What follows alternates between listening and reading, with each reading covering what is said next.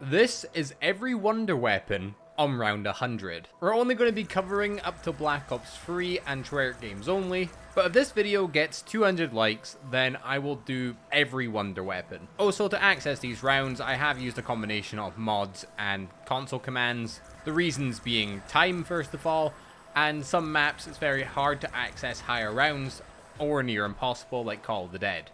Anyway, let's jump right into it. First of all, we're going to be covering the ray gun, and for the ray gun and the Wunderwaffe, we're going to be covering the World at War / Black Ops 1 versions of it, because the damage profiles on the weapons are the exact same. Covering the ray gun Unpack-a-Punch, you're going to see that around 100, it's going to do absolutely nothing. And to keep in mind for this video as well, all zombies on round 100 have over 5.5 million health. So the ray gun Unpack-a-Punch is going to have a potential 1,500 damage, with the multiplier being 4 to the head. So you could go through literally dozens of ray guns and you're not going to get a single kill with it. Moving on to the upgraded variant of the ray gun, Porter's X2 ray gun. The max damage you're going to reach with this is 2,000, with the head multiplier being 4 once again. With 40 shots being in the mag and 200 in reserve, this is still going to do absolutely nothing against a round 100 zombie. The unfortunate truth of these rounds are, unless the gun has infinite damage, it's probably not killing anything. Now taking a look at the Wunderwaffe DG2, this gun's going to get some kills. Keep in mind, the World at War version is kind of cursed, and it will essentially take away most of your health if you get splash damage from it. Since we're more focusing on the Black Ops 1 version of the Wunderwaffe, this isn't really an issue. In terms of ammo, you're going to have 3 shots in a mag and 15 in reserve. The way the wonder weapon works is you shoot a zombie and it will spread out to other zombies in a chain reaction, having the potential to kill up to 10 zombies. So in the higher rounds, this thing will kill up to 180 zombies max. Now when you pack-punch the Wunderwaffe to the Wunderwaffe DG3, most of the things are going to stay the same with it. It's still going to kill 10 zombies at max. But the big takeaway from this is the giant ammo increase. It essentially doubles, so you're going to have 6 in your magazine and 30 in reserve, having a killing potential of 360 zombies. And hey, that's pretty good. Now moving on to the fan favorite weapon, the Thunder Gun. This thing has infinite damage as well. That goes for the zombies it actually kills. You'll see that in a shot of this, some zombies will get knocked back, and then ones only take 15 damage, funnily enough. In terms of ammo, you're looking at 2 shots in the mag and 12 in reserve, making its killing potential a lot higher than the Wunderwaffe, since there's not really a cap on how many zombies you can kill with it. When you pack-a-punch the Thunder Gun into the Zeus's cannon, pretty much everything stays the same. The only thing that changes is that you get 4 in your magazine and 24 in reserve, doubling the ammo. So again, just really upping that killing potential, which is always good. Moving on to the Winter's Howl, well, this thing is just pretty much awful. The maximum damage you're going to get with this is 1600, and with 6 shots in the mag and 24 in reserve, it is easily one of the worst wonder weapons ever made. And in terms of killing, you're going to kill absolutely nothing on the higher rounds with this, because it has absolutely nothing going for it. And when you pack-a-punch it to the Winter's Fury, its damage goes up a wee bit to 2400, so I mean, that's not bad. You get 9 shots in the mag and 36 in reserve. But again, on the higher rounds, you need to go through probably hundreds of these to get a single kill. Which is a shame, because I think it's actually a pretty cool weapon. It's just really, really fucking bad. Moving on to our next gun, the VR11. So this weapon actually does 0 damage. It's more of a tactical weapon. If anything, it turns zombies into humans, and some zombies will chase it. When you pack-punch this thing though, it might not be good on solo, but on co-op it's actually kind of a beast. First of all, if you shoot a zombie 3 times, it's going to kill it. It'll just explode. With the ammo of this thing being 6 in the magazine and 18 in reserve, so doubling it. The main ability of this in co-op is that if you shoot your teammate, he's going to have infinite damage no matter what gun he uses, which is actually really powerful. Also, on George, if he's in the water and you shoot him, he'll disappear for the round. But on Call of the Dead, for high rounds, you'll be relying on George to drop Wunderwaffes, and he won't do that if you get rid of him that way. But to kill George, you'll have to use the Scavenger, which is the main wonder weapon of Call of the Dead. Now, this thing is a sniper rifle, bolt action. In terms of damage per shot, you're looking at 5,660, with 3 in the mag and 15 in reserve. The way this weapon works is that you'll shoot it and then it will explode, damaging all zombies around it. And when you pack-a-punch it, you'll get double the damage, so your damage will be at 11,320. You'll have 6 in the mag and 30 in reserve. On top of that, you'll be getting a bigger blast radius and an infrared scope as well. Now, it is seriously one of the coolest wonder weapons in COD Zombies, and it's personally one of my favorites. But on round 100, it's going to yet again do fucking nothing. If we were just to do rough math for how many shots it would take to kill a zombie, and to keep it easy, let's round the zombie's health to 5 million, right? We'll just do that to make it a bit easier. And we'll say the scavenger does about 10,000 damage. If my math is correct, you'd have to go through a good 500 scavengers to get a kill, which is obviously not very epic, and as cool as the wonder weapon is, again, it's going to be practically useless on high rounds. Moving on to our next weapon, the 3179 JGB 215. But we're just going to call it the baby gun because that's what it is. And that's what it does. It turns zombies into babies. Now, this thing actually doesn't have infinite damage, but what it does do is it will take a zombie, no matter what round it is, and take it down to 1 health. And essentially what you do is you run into them and it will kill them, or use whatever weapon you want to use. It will insta-kill them practically. And with 5 in the magazine and 20 in reserve, the killing potential of this gun, again, is very high. And when you pack-a-punch it, it only gets better. Pack-a-punching it to the fractalizer, it will give you 8 in magazine and then 40 in reserve. One of the other abilities it gains is it will turn the zombies into babies for a little longer, as there is a cooldown on that. And yeah, it's just a better version of it. More ammo, keeps the zombies and the babies a bit longer, gives you a bit more time to breathe. On round 100, this thing is going to be very effective, and it is such a great wonder weapon. Black Ops 1 nailed wonder weapons, and I feel like we need more wonder weapons like this to return. Now moving on to our last wonder weapon in Black Ops 1 Zombies, we have the wave gun. And there's 2 modes you can have this in. You can have it in the wave gun mode or the zap gun dual wield mode. Both do infinite damage, with the wave gun itself having 2 in the magazine and 12 in reserve. And then the zap dual wield guns have 8 in the magazine for both dual wield and then 64 in reserve. And looking at the pack-a-punch variants of these, with the max wave gun, you're getting 4 in a magazine and 24 in reserve, so again doubling it, just has a higher killing potential.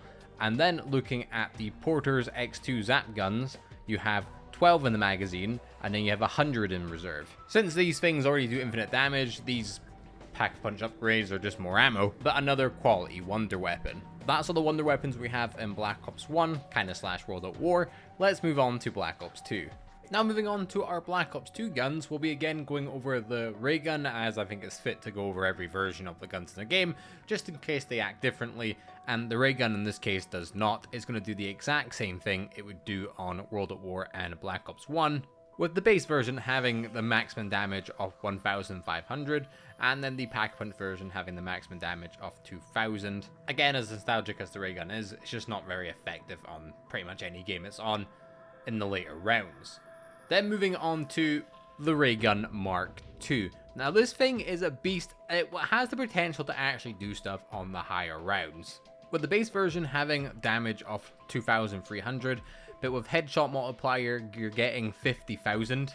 In terms of ammo, you're having 21 in the mag and then 162 in reserve. Just a quick side note though, the reload on this thing is an absolute bastard. You can't YY at all, so you're gonna have to wait a good 3 seconds before you can, And then when you pack-a-punch it to the Porter's Mark II ray gun, this is where things get really interesting. First of all, the normal damage is 4,600, but then the headshot damage is 100,000.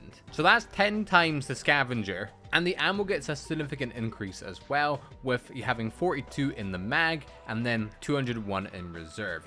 Now, on round 100, this thing isn't going to do a lot. But any non-infinite killing wonder weapon was going to kill something, it would be this here. Like, it's somewhat feasible with the Ray Gun Mark II. You'll probably need a max ammo to do the complete job, but this thing does have the potential to kill a zombie around 100 in time that isn't completely unreasonable.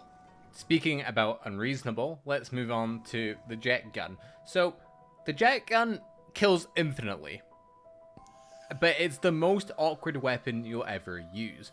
It breaks if you use it for too long, you get sucked into the zombies, so if you're on a high round, realistically, you're most likely going to go down with this unless you mastered the melee technique to come out of it. But on a map like Transit, where the only other weapon is the Ray Gun Mark II, this is going to be your best way to get through the higher rounds, because it does kill. It can also suck through drops for buildings, and it can also make it so you fall down faster when you jump off something like a ledge. The way I look at the jet gun is that it's like the jet gun and the paralyzer are different sides of the same coin. So while the paralyzer is very convenient and practical, it doesn't kill infinitely. Whilst the jet gun is very inconvenient, but it does kill infinitely. Also considering there's not like an ammo cap or anything on it as well, it does. And it's really unfortunate that it does. I mean, if Transit had some traps or something, that it would be better, because then you could kill some zombies with that whilst using the jet gun. Or if the jet gun just didn't fucking break after you use it for 5 seconds, that would also be pretty cool. But unfortunately, there's not. So this is really the only way to kill zombies in the higher rounds. Moving on to Mob of the Dead, we have the Blundergat. Now, the normal version of the Blundergat does 1,500 damage, it has 1 in the magazine and 60 in reserve. A pretty decent weapon, but around 100 is not really going to do anything. When you pack punch it to the Sweeper, you're going to get 5,000 damage with 2 in the magazine and 120 in reserve. Now, the damage is pretty good, it's going to be able to melt the Warden pretty quickly, but you're going to get nowhere near killing a zombie on the higher rounds. Now going on to the other variant of the Blundergat, you have the Acid Gat, which does 2,000 damage max, and it's 3 round burst with 3 in the magazine with 90 in reserve. Now this weapon's other ability is that it attracts zombies to it, so it's like a monkey bomb in a sense. So it's good for getting out of sticky situations like that.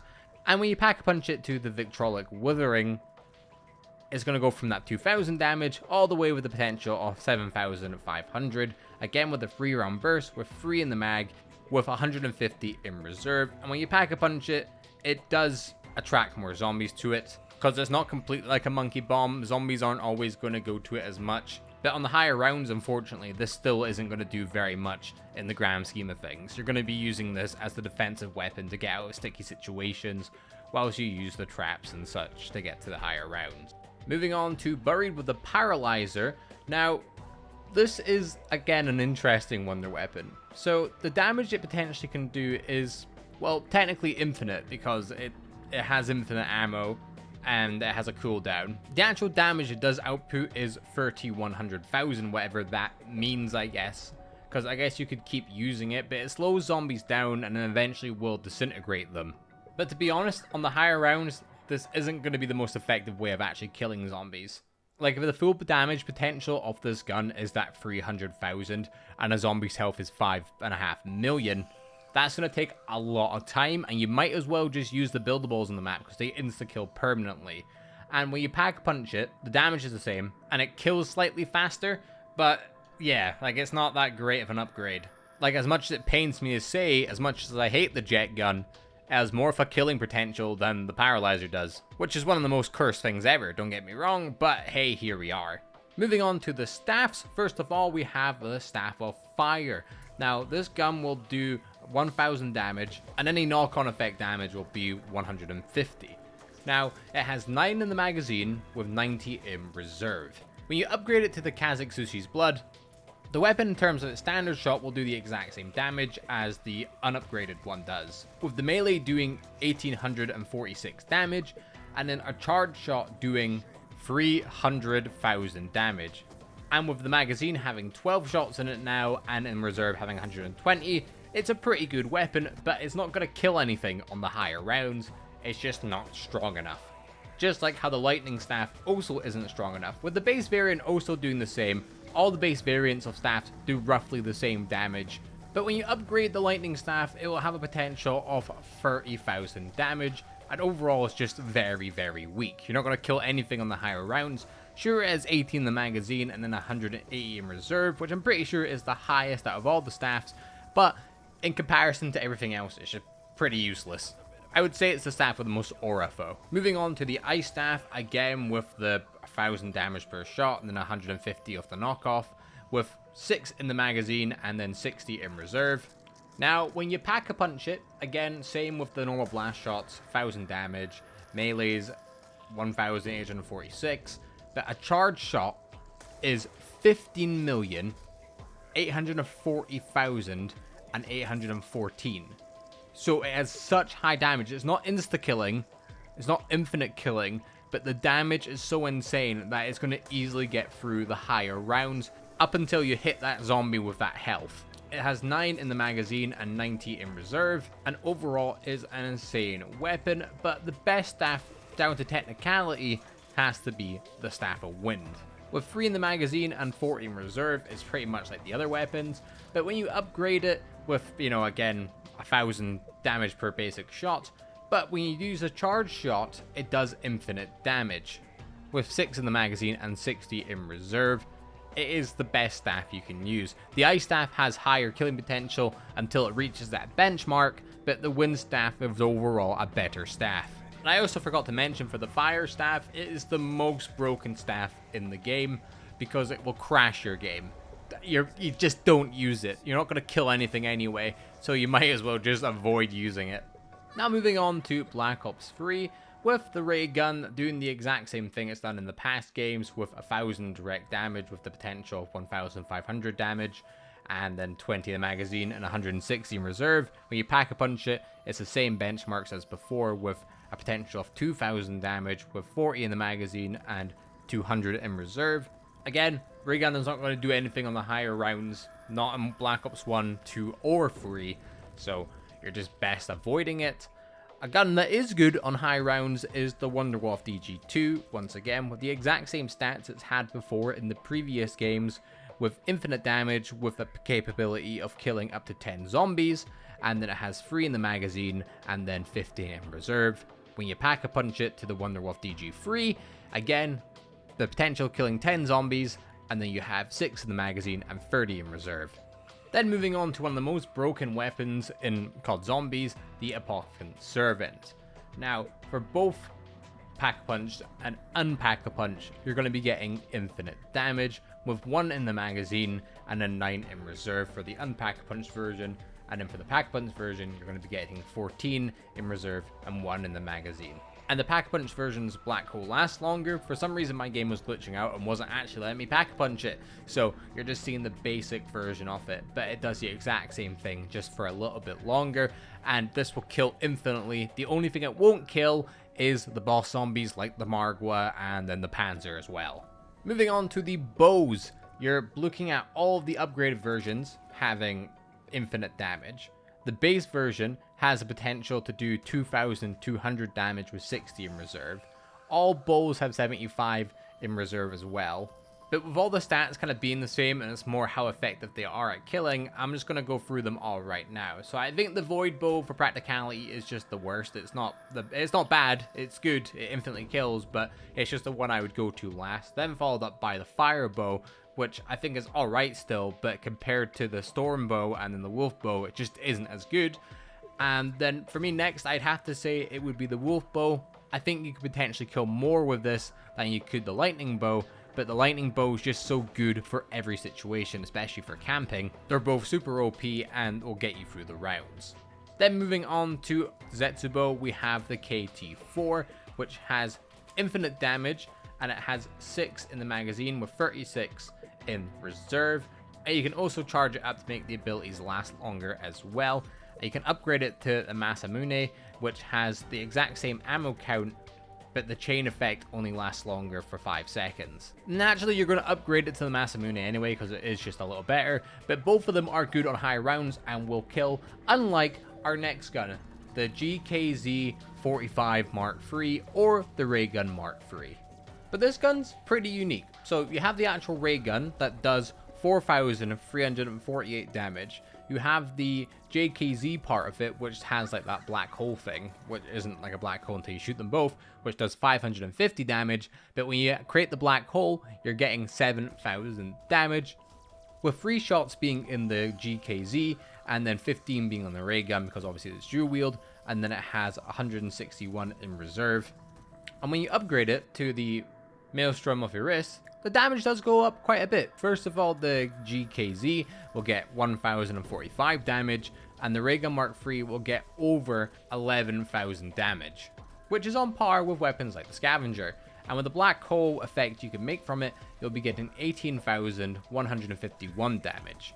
And in the ammo department, you're looking at the JKZ having 5 in the magazine and the ray gun having 30.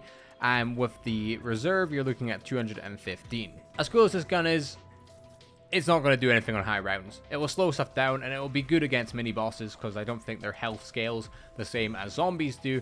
But in terms of actually killing zombies, it's going to be fucking useless. You're better off using the dragon shield or a gun with a double pack ability. Now moving on to the thunder gun, and this is the exact same as it's been in previous games. With obviously having, you know, the 2 shots in the magazine and 12 in reserve, and shooting it can potentially kill everything that you shoot it at. The only thing that is different is that zombies that don't get killed by it, that get knocked back, take no damage at all compared to the 15 that they normally would. Which, I mean, is, who cares, right? What's also good about this thunder gun is that you can get drops from it, which is very useful. And when you upgrade it to the Zeus's cannon, again, all the abilities are the same. It's just more ammo, so you're getting 4 in the magazine and 24 in reserve. And overall, just great weapon. And then for the Zombie Chronicle versions of the weapons, you're looking at the exact same benchmarks compared to the previous games. So, Ray Gun Mark II, base damage is 2,300, headshot damage is 50,000 damage, with the 3-round burst, the 21 in the magazine, and then with being in reserve, 162. When you pack punch it to the Porter's Mark II ray gun, you're getting that 46,000 damage with 100,000 damage if you get the headshot multiplier, with 42 in the magazine and 201 in reserve. Also doing the exact same thing is the baby gun. It will shrink the zombies and it'll make it so they're 1 a hit, or whatever weapon you want to use, with 5 in the magazine and 25 in reserve. And when you pack a punch it, does the exact same thing, with it making it so the zombies are babies for a little bit longer. It's 15 seconds compared to 5, just so you know. And with 8 in the magazine and 40 in reserve, it's still going to be able to do a whole lot on the high rounds. Same with the wave gun, which will again do infinite damage with 2 in the magazine and 12 in reserve. And when you pack punch it, the max wave gun has 4 in the magazine and 24 in reserve. And for the zap gun dual wields, again infinite ammo with 8 in the magazine and 80 in reserve. And then with the pack punch version, you're getting 12 in the magazine and 124 in reserve. Then going for the staffs once again, the normal shot will do that 1000. And then with the magazine having 9 shots in it with in reserve 90, and when you pack a punch it, again, same with the base shot, but when you charge it, it will do 300,000 damage with 12 in the magazine and 120 in reserve. The Kazutsuchi's Blood is a good weapon, just not in the high rounds. And then the Ice Staff again doing the same thing with 6 in the magazine and 60 in reserve. And when you upgrade it to All's Arrow, it's going to be doing the 15,840,814 damage shot, which is going to kill for a very long time with 9 in the magazine and 90 in reserve, making it so it's very feasible for that round. Then with the Lightning Staff having 12 in the magazine and 120 in reserve, then going to Kemet's Bite, you're getting that charge shot with 30,000 with 18 in the magazine and 180 in reserve. This weapon's going to do nothing on the higher rounds. And then finishing off with the Wind Staff, again having the same abilities as the other, with 3 in the magazine and 40 in reserve. But then upgrading it to the Berea's Fury, it's going to have infinite damage, with 6 in the magazine and 60 in reserve. So that's every weapon covered on round 100 and what ones are actually going to be effective. Again, if this video gets 200 likes, I will make a part 2 with Black Ops 4, Cold War, and possibly Vanguard if you guys can convince me to buy it. I'd also be very up for going on games like Infinite Warfare, Exo Zombies, and then World War II to get the damage profilings on them weapons as well and seeing how effective they actually are on the higher rounds. The only issue with them games is that I'd have to actually get to round 100 for each map to try out the weapon. So I'd have to stream that and you guys would have to watch it. And if you guys enjoyed this video, you might enjoy this video here where I tell you guys what doors to buy and not to buy on every single zombie map.